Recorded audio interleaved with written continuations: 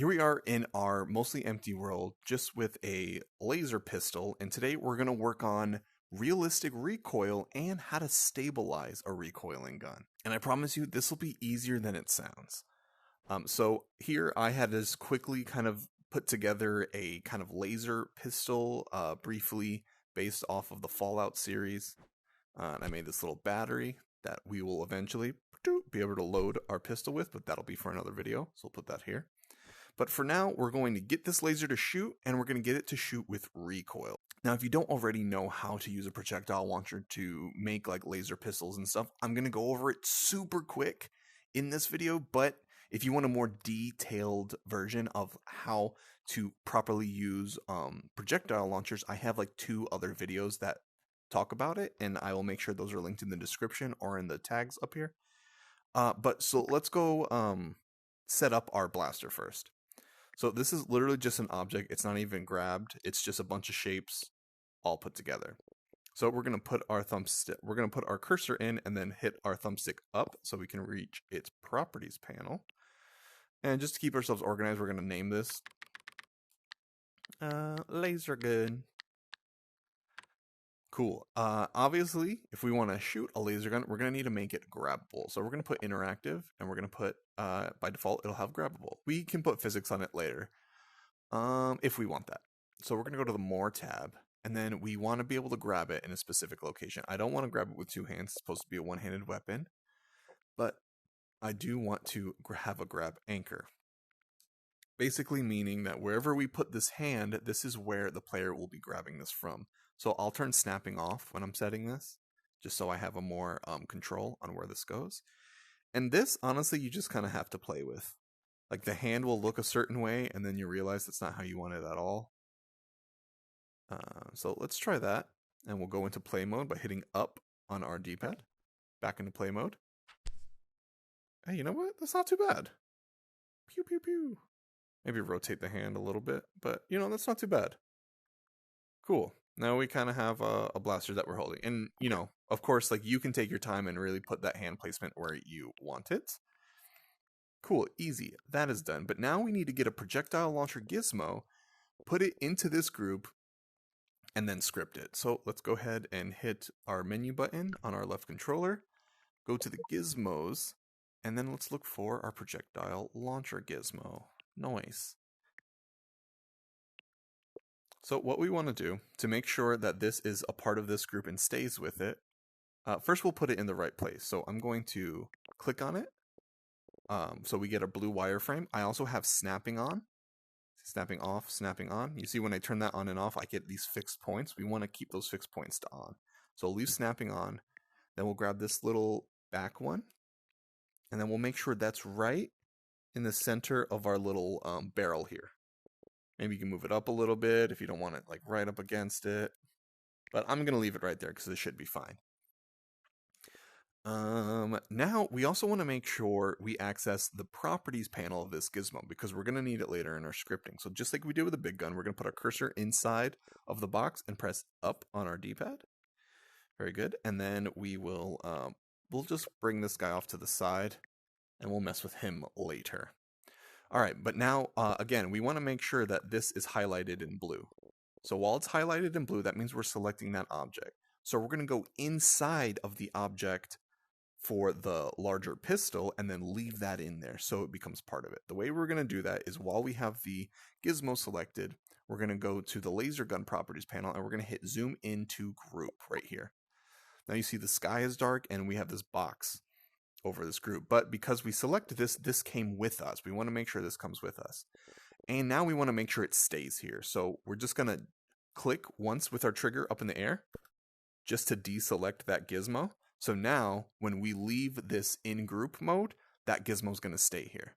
So to do that, we can just hit this button here to leave the group mode. And then now if we move this around, yeah, the gizmo is a part of the group. So no matter where we point this, the gizmo will be pointing in the right direction. It's exactly what we want. Perfect. Now we can make our script.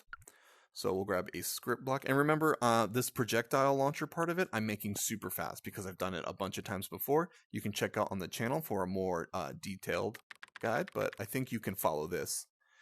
We're just going to call this laser gun as well. the laser gun script. And what we want to happen is when we press the trigger, that this projectile launcher will then launch us a projectile. And that's super easy to do. We're going to go over to the Our Events tab, and then we're going to go to Controller Events. When index trigger is pressed, blam. When index trigger is pressed, we want to do an action. So we'll go to our Actions tab, and we want to launch a projectile. Awesome. Now we don't want to launch it from ourselves, because technically our gun model can't launch a projectile, only our projectile launcher can. So we need to identify that. How are we going to do that? We're going to make a variable for it. So over here on the variables palette, we're going to make a new variable. And we're just going to call this launcher.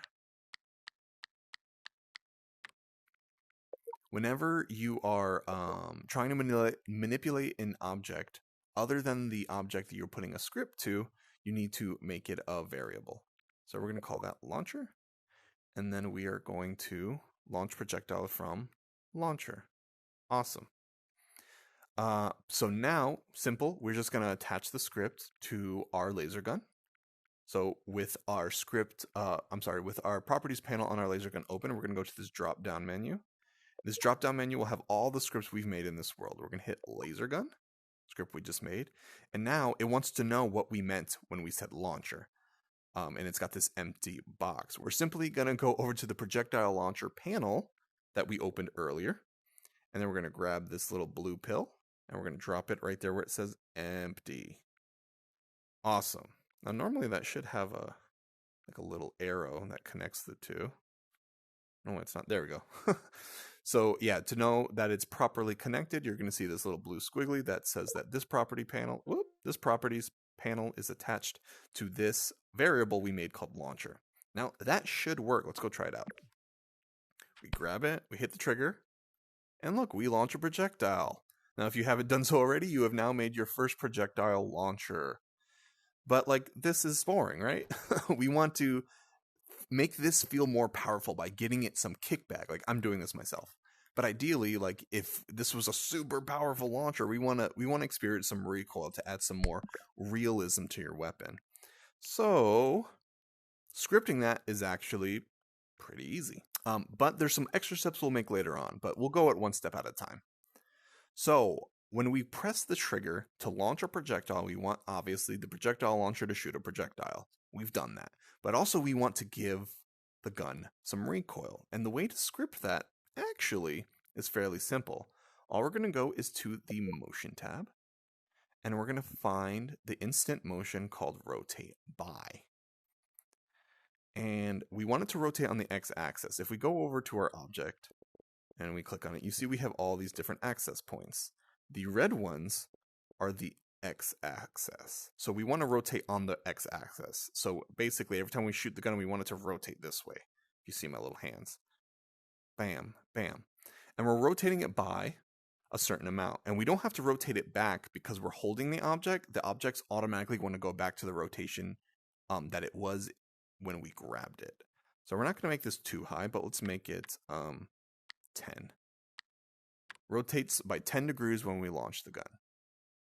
And there's some more issues we'll fix without, but we'll go that step by step. So let's just try this. Rotate self by 10 degrees on the x-axis. So let's grab it.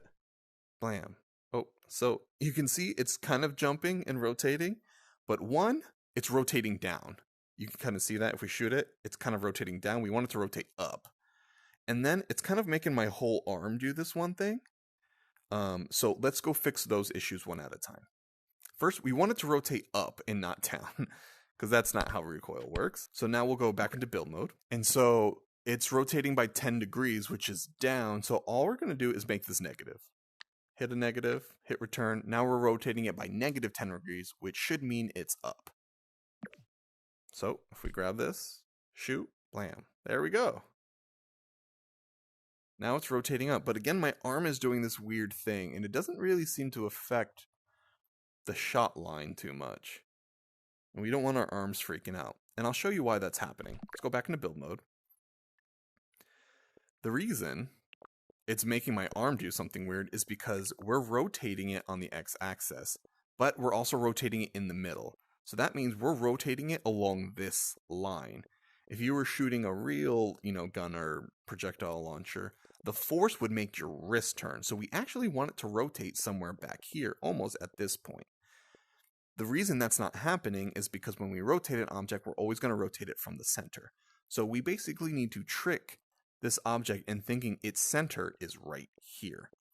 There's a couple ways we can do that, but a really simple one is simply we're going to go back into the object, just like we did when we placed the projectile launcher. And essentially, we're just going to add another small object, and we're going to place it back here. Because then it'll think that the whole gun is this long, which means the center point should be somewhere around here. So I'll show you what I mean. We're just going to grab, we're going to go to shapes, and we're just going to grab a simple cube. We don't want this cube to be like wider than the gun, so we're going to make it fairly small. Whoa. I just deleted it. There we go. I'm going to turn snapping off, and we're going to make this fairly small for now. Turn snapping back on. I like having snapping on because it lets me work with objects a little bit better.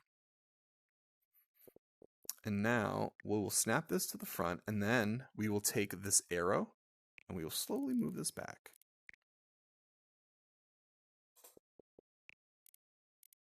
How about that?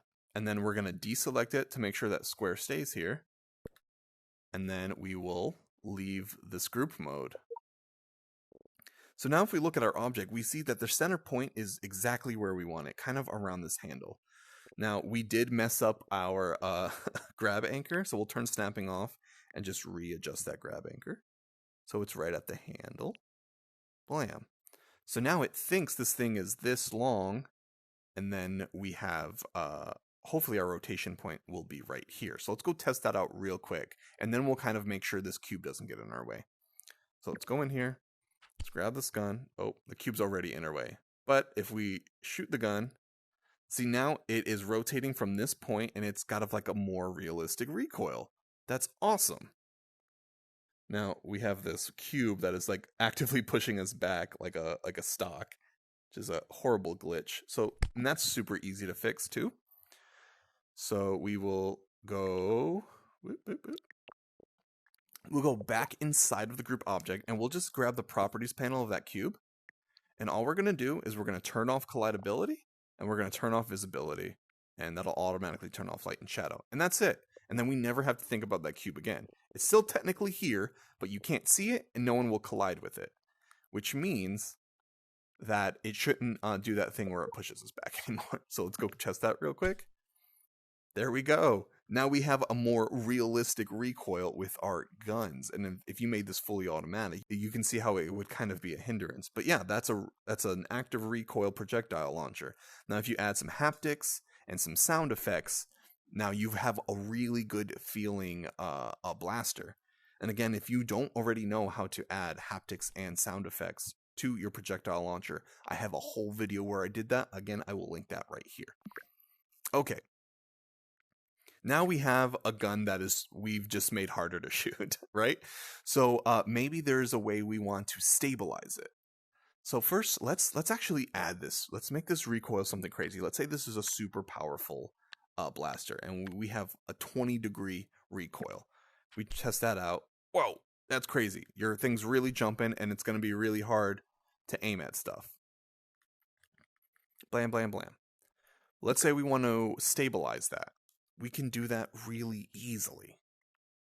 So what we're going to do is we're going to change this from a normal rotation, and we're going to turn this into a rotation variable, similar to what we did with launcher.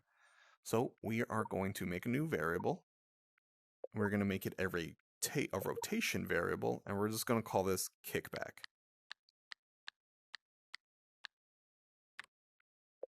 Kickback. Okay, for now, we'll leave that as is. We'll take this and we will set that here. So now, whenever we shoot our projectile, excuse me, I burped. So now, whenever we shoot our projectile, we are going to rotate the blaster to whatever our kickback is set at the time. How do we change that? Well, here's how we're going to change that. Ideally, for a handgun weapon, we want to have it so when our other hand is close to our shooting hand, we can stabilize it and have less of a recoil. Essentially, we want to say when our left hand is closer to our right hand, kickback will be a lower number. So I'll show you how we'll do that. We're going to have a constant looping event that's always going to determine how close our hands are to each other while our weapon is grabbed. So to kick off this event, we want to say when object is grabbed by player.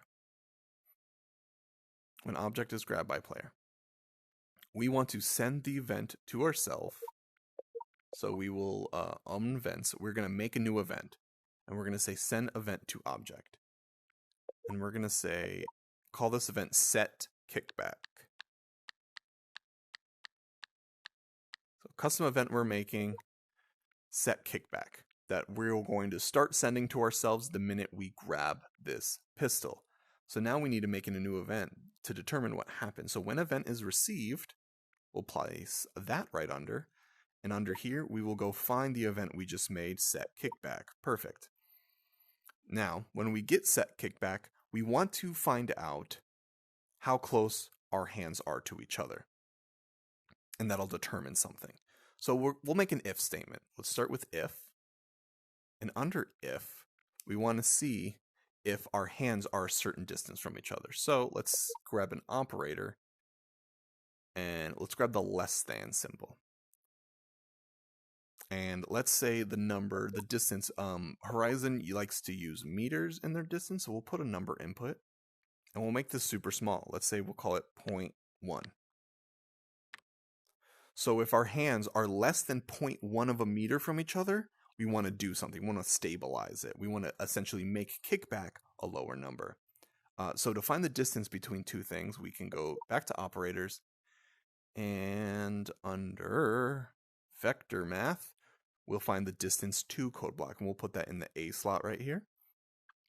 And we want to find the distance between our left hand and our right hand. Those are basically two player positions. So we'll go still under operators, under player, we will say position of player, and we're going to put these in both the code blocks. Okay, so now we have the player position. First, let's change these to the hand. So left hand to right hand, right? Those are the two positions we want to read the distance from. If it's less than 0.1 of a meter, we'll set kickback to like nothing maybe. And then if it's larger than 0.1 of a meter, then we will add a larger kickback. First, we want to know what player we're talking about. So now for player, we want to find the owner of the object. So we'll put owner of object here, and what object do we want to find the owner of? The pistol, so self. So we'll put self in both of these. Blam. So now what this is saying, if the distance from the left hand of the owner of the object of the pistol to the distance of the right hand of the owner of the object of pistol is less than 0.1 of a meter, we will do something. What are we going to do? Well, basically, we want to set the kickback to something much smaller than -20. So let's just set it to 0. We will set to, under the values tab, we will set our new variable of kickback, and we will set that to a rotation of, we'll grab a rotation input under the values tab, and we'll put that at 0, 0, 0. Basically saying if our hands are that close together, kickback is going to be nothing. We have complete stabilization of our weapon. But if it's farther than that, we're essentially saying that we're only shooting with one hand. So we're going to turn kickback to something else. So speaking of else, we'll go to Events tab, go back up, and find the else control. And put that right under the if. Make sure it's under the if column, so then it attaches. If you don't, then it's going to be in here and it won't work. So make sure it's under the if. So else, we want to set kickback to a higher number, right? If you're shooting with one hand, we want a larger kickback. So we will just copy this by dragging this down and hitting sideways on our thumbstick to duplicate. And instead of 0, we're going to put that input we had before. So we're going to play with -20. Sweet. And now to make sure that this keeps happening, that it's constantly checking how far our hands are from each other, we're going to resend this event to ourselves. So basically, every single frame, we're checking the distance of our hands. So to do that, we can actually grab this guy, and we will duplicate it, but again, by hitting right under thumbstick underneath of this. And you want to make sure this is outside of our if statement. So this will keep happening over and over and over again. And everything inside will keep happening every frame. So we're checking the distance of our hands every frame. Let's go check to see how this works. We'll go in. All right, if we shoot with one hand, yeah, we got that 20 kickback. But now, as you see, as our left hand gets closer, yeah, now we have 0 kickback. I'm hitting the trigger, and I'm going to slowly pull my hand away, and we have kickback again. I'm here, no kickback. That's how we can add recoil to weapon and then also stabilize it, to encourage your players playing your game to use 2 hands on a weapon. There you go, guys. That's how we add some recoil and a stabilization mechanic to your recoil for a projectile weapon here in Horizon Worlds. Be sure to like and subscribe to the video, as next time I really want to make a reloading system. So we will add to this script from that. Thanks a lot for watching, and I'll see you next time.